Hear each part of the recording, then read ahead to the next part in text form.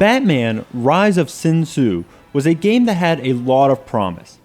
Batman games were always very hit or miss, with most of them being misses.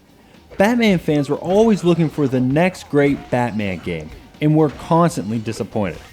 Thank you, Arkham Asylum, for showing us that there can be a good Batman game. Rise of Sin Tzu looked to break that pattern by doing many things right from the start. First off, the game introduced a brand new villain, Sin Tzu, who was created by renowned comic book artist Jim Lee.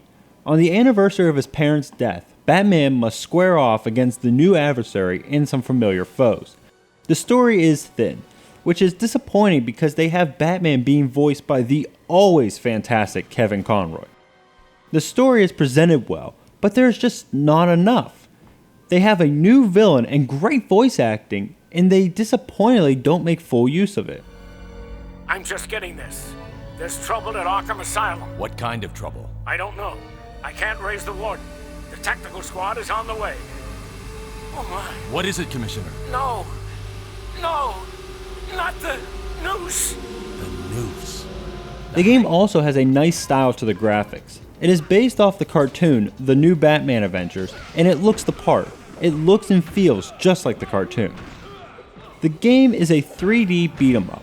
You can play as one of 4 characters, either Batman, Robin, Batgirl, or Nightwing. Each one has their own stats and plays different, with Batman being strong but slow, and Batgirl being fast but dealing the least amount of damage. You travel through the linear levels, beating up all the bad guys who get in your way. There are also civilians you have to rescue, and can't beat the level until you save them.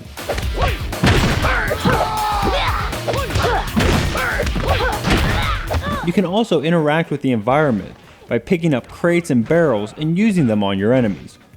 And mixed in there is an upgrade system, unlocking new moves for the Caped Crusader to use, and you have a nice fun beat 'em up.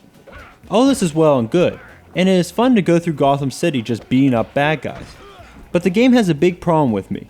Each mission has a time limit, forcing you to hurry through the levels. I don't like having the added pressure of time. Why is it there?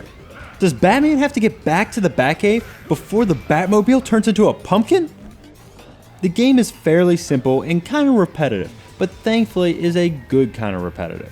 I enjoy being Batman and beating up the scum of Gotham. My only issue is the time limit, but with the great voice acting and interesting new storyline, the positives outweigh the negatives. All this making for a fun Bat experience.